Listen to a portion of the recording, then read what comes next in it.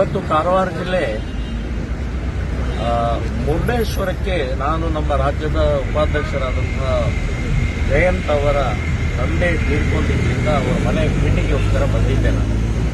So ಇಲ್ಲಿ ಬಂದಂಥ ಸಮಯದಲ್ಲಿ ಭಟ್ಕಳದಲ್ಲಿ ಇತ್ತೀಚೆಗೆ ನಡೆದಂಥ ಒಂದು ಘಟನೆಯ ಸಂಬಂಧ ಭೇಟಿ ಕೊಡೋಣ ಅಂತ ಹೇಳಿ ನಾನು ಈಗ ಭಟ್ಕಳದಲ್ಲಿದ್ದೀನಿ. ಸೊ ಭಟ್ಕಳದಲ್ಲಿ ಮುರುವಿನ ಕಟ್ಟೆ ಅಂತ ಹೇಳಿ ಬಹಳ ನೂರಾರು ವರ್ಷದಿಂದ ನಡ್ಕೊಂಡು ಬಂದಂತಹ ಒಂದು ಸಂಪ್ರದಾಯ, ಒಂದು ಹಳೆಯ ಸಂಪ್ರದಾಯ ಮತ್ತು ಭಾವನಾತ್ಮಕ ಭಕ್ತಿಯಿಂದ ಕೂಡಿದಂತಹ ಆ ಪ್ರಕ್ರಿಯೆಗೆ ಇವತ್ತು ಸರ್ಕಾರನೇ ಒಂದು ಜಾಗದಲ್ಲಿ ನಿಶ್ಚಯ ಮಾಡಿದಂತಹ ಜಾಗದಲ್ಲಿ ಕಟ್ಟಿ ಅದನ್ನು ಮುಸ್ಲಿಮರು ತೆಗೆದು ಹಾಕ್ತಾರೆ. ಆಮೇಲೆ ಸರ್ಕಾರ ಕಣ್ಣು ಒರೆಸುವ ತಂತ್ರ ಅಂತ ಹೇಳಿ ಇವತ್ತು ಸುಪ್ರೀಂ ಕೋರ್ಟಿನ ಆಜ್ಞೆಯನ್ನು ಉಲ್ಲಂಘನೆ ಮಾಡಿ ಮಧ್ಯದಲ್ಲಿ ಇವತ್ತು ಕಟ್ಟುತ್ತಾರೆ ಅಂತಂದ್ರೆ ಮೂಲ ಅಲ್ಲೇ ಇತ್ತು ಅಂತ ಅನ್ನುವಂಥದ್ದು ಹೇಳ್ತಾರೆ. ಮೂಲ ಅಲ್ಲೇ ಇತ್ತು ಅಂತಂದ್ರೆ ನೀವು ರಸ್ತೆ ಯಾಕೆ ಮಾಡಿದ್ರಿ? ಡಬಲ್ ರೋಡ್ ಯಾಕೆ ಮಾಡಿದ್ರಿ? ಡಬಲ್ ರೋಡ್ ಅಲ್ಲೇ ಏನಾದರೂ ದರ್ಗಾ ಮಸೀದಿ ಅಥವಾ ಇನ್ನೇನೋ ಸ್ಮಶಾನ ಇತ್ತಂದ್ರೆ ಟರ್ನ್ ಮಾಡಿಕೊಂಡು ನೀವು ಡಬಲ್ ರೋಡ್ಗಳು ಮಾಡ್ತೀರಿ. ಇದಕ್ಕೂ ಹಾಗಾದ್ರೆ ರಸ್ತೆಯನ್ನು ಬದಲಾಯಿಸಿ ಮಾಡಬಹುದಾಗಿತ್ತಲ್ಲ. ಮೂಲ ಆ ಸ್ಥಾನವನ್ನು ಉಳಿಸಿ, ಪವಿತ್ರತೆ ಉಳಿಸಿ, ಭಾವನೆಗಳನ್ನು ಉಳಿಸಿ, ಸಂಪ್ರದಾಯವನ್ನು ಉಳಿಸುವಂತ ಪ್ರಕ್ರಿಯೆಯನ್ನು ಮಾಡಬಹುದಾಗಿತ್ತು. ಅದನ್ನಿಲ್ಲ. ಇವರು ಸುಪ್ರೀಂ ಕೋರ್ಟ್ ಹಿಂದೂಗಳಿಗೆ ಮಾತ್ರ, ಇನ್ನು ಉಳಿದವರಿಗೆ ಏನು ಸುಪ್ರೀಂ ಕೋರ್ಟಿನ ಆಜ್ಞೆ ಇಲ್ಲೇ ಇಲ್ಲ. ಸೊ ಈಗ ಕಟ್ಟಿದಂತಹದ್ದನ್ನ ತೆಗೆಯುವಂತ ಸೊಕ್ಕಿಗೆ ಬಂದಿದ್ದಾರೆ ಅಂತ ಅನ್ನುವಂಥದ್ದು ಎಷ್ಟು ಇದು. ಸೊ ಅವ್ರ ಮೇಲೆ ಕ್ರಮ ಆಗಬೇಕು. ಅವ್ರನ್ನ ಅದು ಬಿಟ್ಟು ಅಲ್ಲೇ ಮತ್ತೆ ಅದೇ ಸ್ಥಾನದಲ್ಲೇ ಕಟ್ಟುವಂತಹ ಪ್ರಕ್ರಿಯೆ ಆಗೋದು ಬಿಟ್ಟು ಇವತ್ತು ರಸ್ತೆಯ ಮಧ್ಯದಲ್ಲಿ ಸುಪ್ರೀಂ ಕೋರ್ಟಿನ ಆಜ್ಞೆಯನ್ನು ಉಲ್ಲಂಘನೆ ಮಾಡಿ ಸರ್ಕಾರ, ಪೊಲೀಸ್ ಡಿಪಾರ್ಟ್ಮೆಂಟ್ ಇವರೇ ಉಲ್ಲಂಘನೆ ಮಾಡಿದ್ದಾರೆ. ಈಗ ನಾವು ಬೇರೆ ಬೇರೆ ಕಡೆ ಕಟ್ತೀವಿ. ಹಾಗಾದ್ರೆ ಒಂದು ದೇವಸ್ಥಾನನೂ ಕಟ್ತೀವಿ, ಮಧ್ಯದಲ್ಲೇ ಕಟ್ತೀವಿ. ನೀವು ಇಲ್ಲಿ ಕಟ್ಟಿದಂಗೆ ಅಲ್ಲೂ ಬೇರೆ ಬೇರೆ ಕಡೆ ಕಟ್ತೀವಿ. ಹಾಗಾದ್ರೆ ಸೊ ಇದು ನೀವೇ ಅವಕಾಶ ಮಾಡಿಕೊಟ್ಟಂಗಾಯ್ತು.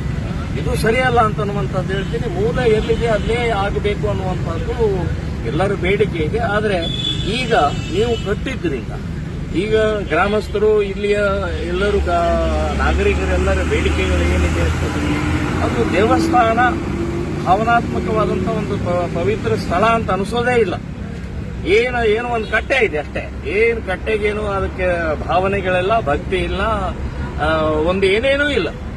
ಸೊ ಈ ರೀತಿಯ ಕಟ್ಟುವಂಥದ್ದು ಸುಮ್ಮನೆ ಇದ್ದಿದ್ರೆ ಆಗ್ತಿತ್ತು. ನೀವು ಸುಮ್ಮನೆ ಬಿಟ್ಟಿದ್ರು ಕೂಡ ನಾವು ನಮ್ಮ ಪಾಡಿಗೆ ನಮ್ದು ಇಲ್ಲಿ ಪವಿತ್ರ ಸ್ಥಳ ಈಗ ಬಹಳ ದೊಡ್ಡ ಖರ್ಚು ಮಾಡಿದೀವಿ ಅಂತ ಹೇಳುವಂತವ್ರು ಯಾಕೆ? ನಿಮ್ಗೆ ಯಾರು ಹೇಳಿದ್ರು ಖರ್ಚು ಮಾಡಕ್ಕೆ? ಯಾರು ದುಡ್ಡು ಖರ್ಚು ಮಾಡಿದಿರಿ?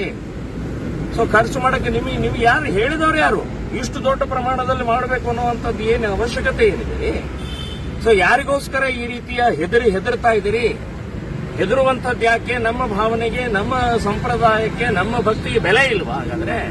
ಸೊ ನಾನು ಹೇಳೋದು ಅದನ್ನ ಏನು ಒಂದು ಸಂಪ್ರದಾಯ ಪ್ರಕಾರ ಆಗಬೇಕು. ಕಟ್ಟೆಯನ್ನ ಇನ್ನೂ ಒಂದು ಅಡಿ ಮೇಲೆ ಎತ್ತಬೇಕು ಮತ್ತು ಅಲ್ಲಿಯ ಗ್ರಿಲ್ಸ್ ಇನ್ನೂ ಕಡಿಮೆ ಮಾಡಬೇಕು. ಇಲ್ಲಿ ಒಂದು ದೇವಸ್ಥಾನ ಇದೆ, ಪವಿತ್ರ ಸ್ಥಾನ ಇದೆ ಅಂತನ್ನುವಂಥದ್ದು ಗೊತ್ತಾಗಬೇಕು. ಏನು ಒಂದು ಗ್ರಾಮಸ್ಥರ ಬೇಡಿಕೆ ಇಟ್ಟಿದ್ದಾರೆ, ಆ ಬೇಡಿಕೆಗೆ ಶ್ರೀರಾಮ್ ಸೇನೆ ಸಂಘಟನೆ ಸಂಪೂರ್ಣವಾಗಿ ನಾವು ಬೆಂಬಲವನ್ನು ಸೂಚಿಸ್ತಾ ಇದ್ದೀವಿ. ನಾನು ಹೇಳೋದು ಮುಂದಿನ ದಿನಗಳಲ್ಲಿ ಈ ಬಿಜೆಪಿ ಗೌರ್ಮೆಂಟ್ ಬಂದಾಗ ನಾನು ಹೇಳೋದು ಇಲ್ಲಿ ಇದೇ ಸ್ಥಾನದಲ್ಲೇ ಎಲ್ಲಿ ಮೊದಲು ಸ್ಥಾನ ಇದ್ದು ಯಾರಿಗೋ ಹೆದರ್ಕೊಂಡು, ಮುಸ್ಲಿಮರಿಗೆ ಹೆದರ್ಕೊಂಡು, ಈ ಕಟ್ಟೆಗೆ ಮುಸ್ಲಿಮರಿಗೆ ಏನು ಸಂಬಂಧ ರೀ?